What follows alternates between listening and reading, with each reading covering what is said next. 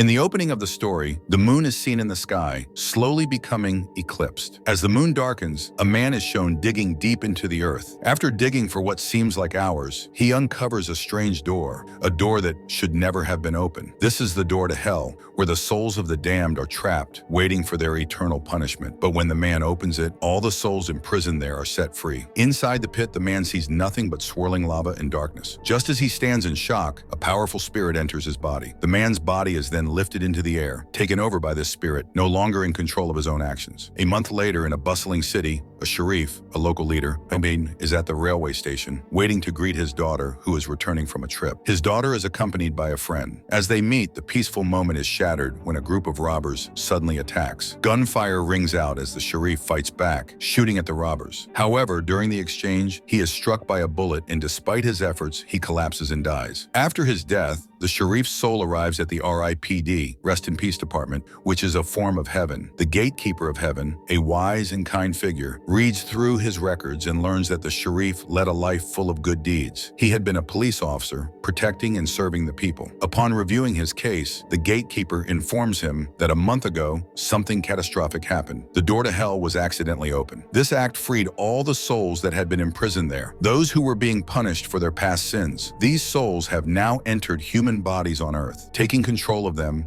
and influencing them as they wish. The gatekeeper explains that it's the sharif's duty to capture these souls and send them back to hell. At first, the sharif is troubled by the thought of facing such a daunting task. However, when he hears that this mission will allow him to return to Earth, he is eager to take on the challenge. His true motivation is to reunite with his daughter, and this is why he agrees to the task. In his rush to sign the contract that binds him to the mission, the sharif doesn't fully read the fine print. The gatekeeper hands him a special weapon, a gun. She explains that this gun has the power to send any soul it strikes back to hell instantly. With the gun in hand, the sharif is then sent back to Earth. Once he arrives, he meets a girl named Jeannie, who explains that she is there to assist him in tracking down the possessed humans. Together, they form an unlikely partnership and begin their journey to find the souls causing chaos on Earth, aiming to return them to their rightful place in hell. Meanwhile, in the town, a group of robbers forcefully enters a bank, but instead of stealing money, they capture a man and take him with them. The scene then shifts to the sharif, who, along with Jeannie, has arrived at his house. He eagerly looks for his daughter, but before he can go near her, Jeannie stops him. She tells him that his daughter won't recognize him. Confused, the sharif wonders why this is the case. To clarify, Jeannie hands him a mirror. When the sharif looks into it, he is shocked to see that his face has completely changed. He is now a woman.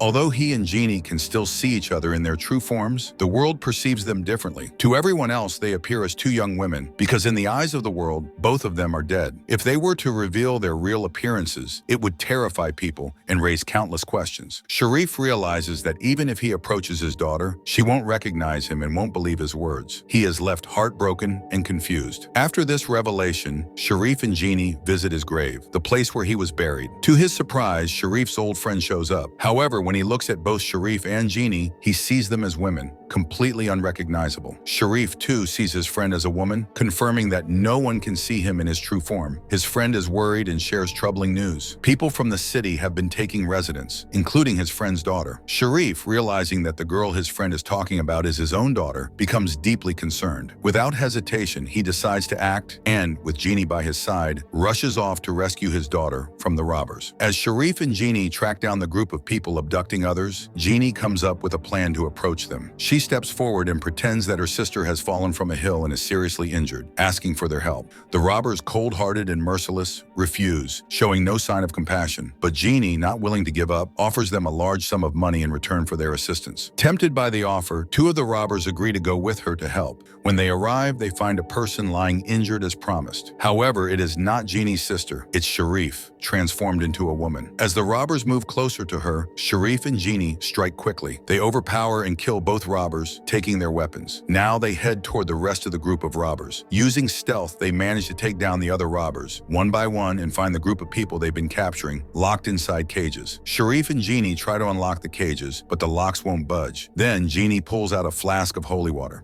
She throws it on one of the men inside the cage, and something strange happens. A round mark appears on his body. This mark matches the one found on the possessed souls they've been chasing. The holy water causes the evil spirit inside him to begin to emerge, and the spirit spreads, weakening the cage's structure. With a loud crash, the cage breaks open, freeing all the trapped people. But before they can celebrate, the freed souls, evil spirits that had escaped from hell, appear before them. Just as the spirits move toward them, Sharif pulls out the gun given to him by the gatekeeper of heaven. He fires it, sending the evil spirits flying, and with the power of the gun, they are sucked back into hell. As Sharif and Jeannie continue their journey, they encounter a young boy named Slim, who appears to be possessed by numerous spirits. Sharif, upon seeing the situation, instinctively prepares to use the gun to send Slim's evil spirits back to hell, but Jeannie stops him. Slim, aware of his own condition, explains that he is not entirely in control of the spirits inside him, but he works for a man, someone incredibly powerful, more powerful than anyone they've encountered so far. This man is the one responsible for opening the door to hell, releasing the most dangerous and evil spirits. Slim's words become more chilling when the spirit inside him speaks, revealing a personal history. "I was no big criminal," it says. "I was a petty thief, never killed anyone,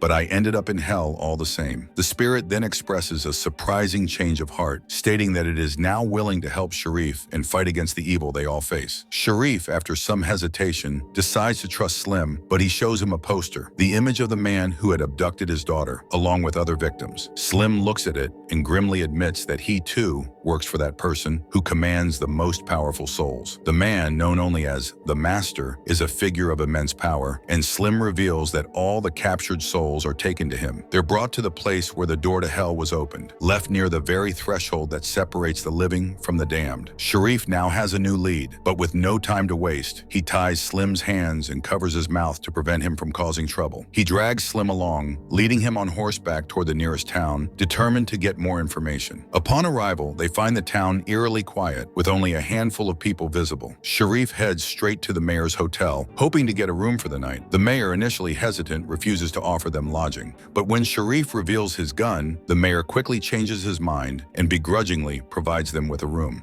While resting, Sharif and Jeannie meet a local woman, hoping she can shed some light on the town's strange atmosphere. The woman hesitates at first, but eventually shares her story. She explains that the mayor had promised a great deal of money to anyone willing to work in a nearby cave. Word spread quickly, and soon everyone in the town had gone to the cave, eager to earn the reward. However, she nervously adds that no one has returned from the cave. Sharif and Jeannie decide to investigate the mysterious cave for themselves, leaving Slim tied up in the room. Their distrust of him is too strong to risk letting him roam free, especially after the unsettling things he'd said. As they make their way to the cave, they encounter a man wearing a mask with his hands bound. He warns them of something they hadn't anticipated. He tells them that just a short distance away, inside a tunnel, there is a deep pit in the ground where poisonous gas is leaking. The man explains that he had been given a mask and instructed by someone to enter the tunnel, which was said to contain vast amounts of gold. But when he and others ventured into work, they never returned. He now speaks of the same man whom everyone calls the Master, the man who opened the door to hell. This Master is the one who controls the forces behind all of this chaos, and the door to hell itself lies somewhere in the town. Before Sharif and Jeannie can react, a group of Master's followers ambushes them, capturing both of them and locking them in a nearby jail. While they're imprisoned, a mysterious girl arrives to meet them. She too had once come from heaven, just like Sharif, and she possesses the same kind of weapon that Sharif was given by the gatekeeper. But there's a twist. The girl had hidden her weapon, which was later found by the Master, making him even more powerful than before. Jeannie, furious at the girl for withholding her weapon and aligning herself with the Master, confronts her, but the girl leaves without explaining much more. It's only after she departs that Jeannie begins to understand Sharif's true plan. Sharif had always known that there was a greater power at play, and now it becomes clear that this power is tied to the Master and his control over the souls that were freed when the door to hell opened. The prophecy that Sharif and Jeannie learn about is chilling. It is said that on the night of the blood moon, when the full moon is at its peak, the door to the moon will be destroyed forever. At that moment, all the souls that had escaped hell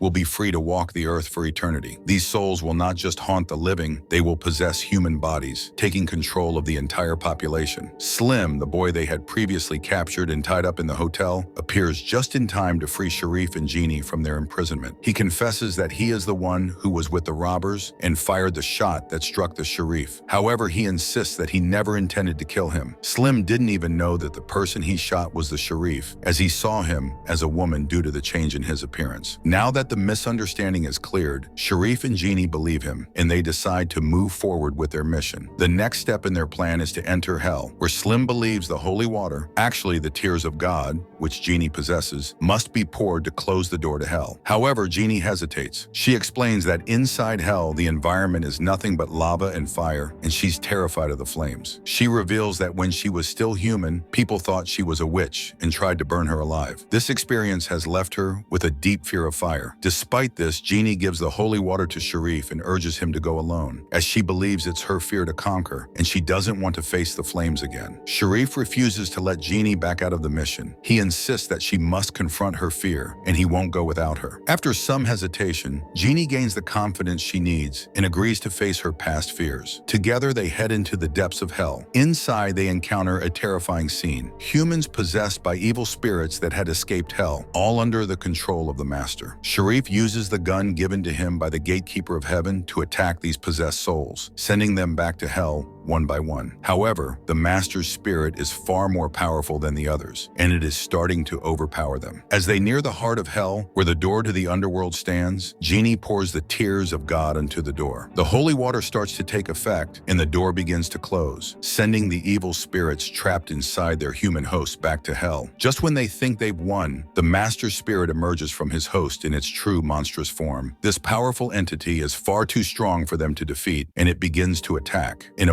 moment of desperation, Sharif recalls the gun given to him by the gatekeeper of heaven. He quickly pours the remaining tears of God into the gun, mixing the holy water with the weapon's power. As he sheds a few of his own tears, he fires the gun, sending a bullet filled with the sacred water straight into the Master's spirit. The bullet strikes the evil entity, and with a final, earth-shattering roar, the spirit is destroyed, vanishing back into Hell. The three of them, Sharif, Genie, and Slim, return to the town where everything has returned to normal. The town is now thriving again, and the people have all come back. Slim, having proven himself through his brave actions, is made the new mayor of the town. The previous mayor, a corrupt man who had discriminated against people, is no longer in power. Despite the transformation, the soul that once resided inside Slim and had been sent to Hell for its good deeds remains with him. Because of the soul's positive actions during its time in Slim, it is allowed to stay in the world. Genie tells the soul that she will try to help guide it to heaven, but in the meantime, it must continue to serve the people of the town, helping them however it can. After this, Sharif and Genie prepare to leave. Sharif decides to visit his daughter one last time, hoping to reconnect with her. When he arrives, he finds that she has married his old friend. Though he is happy to see her and tries to explain who he is, she can't recognize him. In her eyes, Sharif still appears as a woman, and no matter how much he tries to explain, she doesn't believe him. Heartbroken, Sharif realizes that he can't be with his daughter in this form. Genie, understanding his pain, gently takes him away. As they leave, Sharif finally accepts the truth about his fate. He tells Genie that he's ready to return to heaven and rest, but Genie, with a somber expression, reminds him that he may not have fully read the contract he signed. For the next 100 years, Sharif will have to remain on Earth, working for the RIPD, serving the people of heaven, and helping guide souls. This, she tells him, is his mission now. With that, the story concludes, leaving Sharif with a new purpose to fulfill, knowing that his journey is far from over. The town is safe, the evil has been defeated, but Sharif's work as a protector of souls and servant to heaven has only just begun. I hope you enjoyed this story.